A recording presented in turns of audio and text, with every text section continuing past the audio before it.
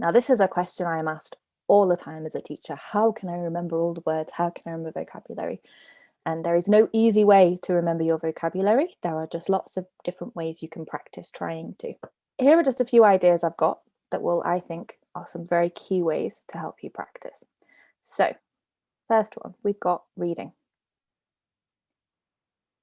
Okay, so if we read, it means that we're looking at the words and we're going to be exposed. We're going to see a lot more language. We're going to be able to look at that language in the context. So that means that, because some words, I think in any language, you will have a word and it will have lots of different meanings in different contexts, in different ways that it's written. So reading will help you to see more of that, which will help you to get used to it. Okay. Another skill here we've got is a dictionary. Now, this is the fun way of learning. So you can go through a dictionary, or nowadays we're lucky, we have mobile phones, we've got the internet, we can use translation applications, which are great. But the problem with the translation is it only gives you the exact translation, and sometimes it's not always right. I know this when I've tried to learn Arabic and when I've tried to learn other languages, that I will search for a word and it will be completely different to when I'll try to use it. So that can also cause a little bit of a problem. A great thing to use would be an online dictionary. So there are some fantastic apps that you can use out there, where you can actually check the pronunciation of the word, which is very helpful. It'll help you with how to pronounce it. It'll be written in a special kind of language. It's called phonemic script. But you can also then listen. You can press the little microphone volume button and it'll tell you how to say the word. As well as that, the dictionary will tell you the parts of speech of the word. So it will tell you, for example, whether it is a noun, whether it's a verb, whether it's an adjective.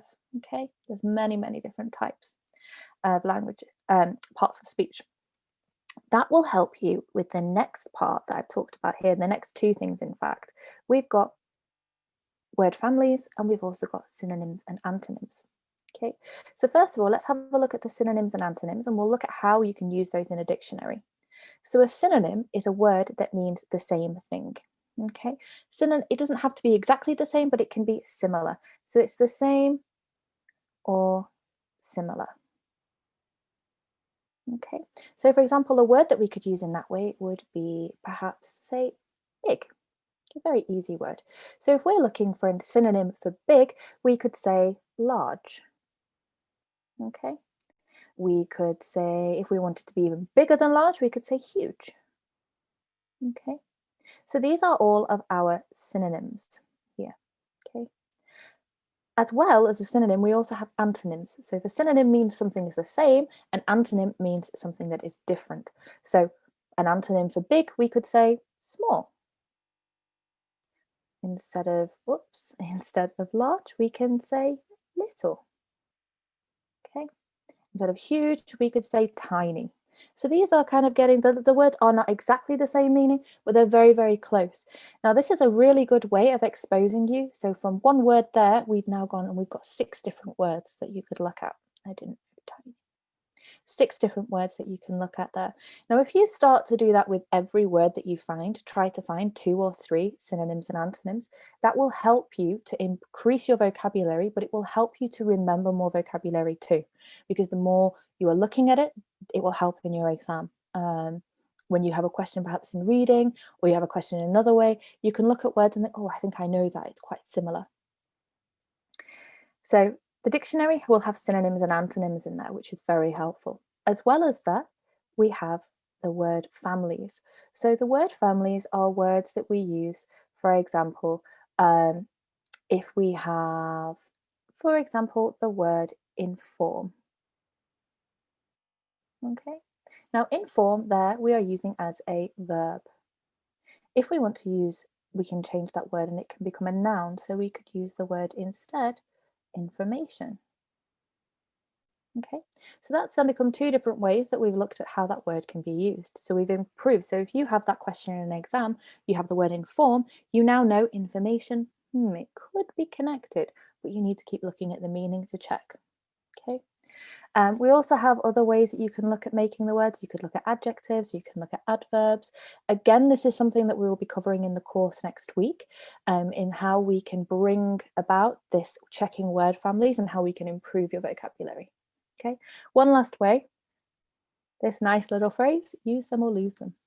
If you don't use the language you've got, you will forget it. So the more you can use it, the more you can practice it.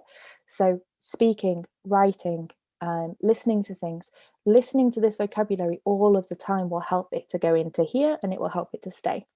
As well, using things like post-it notes. Post-it notes, fantastic. They're very helpful. You can write any words you need on them, stick them around your house, stick them on your mirror, stick them in your kitchen cabinet or in your bathroom cabinet, anywhere you're going to see them every day, put those words. And it will remind you, oh yes, that word, I need to practice that. What is it? Okay, yeah, I remember. Another great thing, word cards. Okay, so I got these from Jarir when I was still living in Riyadh. So I even brought them back with me to Manchester. So you can get them anywhere, but they're very helpful. You've got your little card here, so you can write the word on the back, the word on the front. So again, another great way for remembering vocabulary.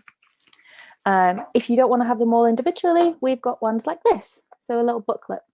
But again, you can write them down and have the word on one side and the meaning on the next. So you can see this is what I used for one of my exams.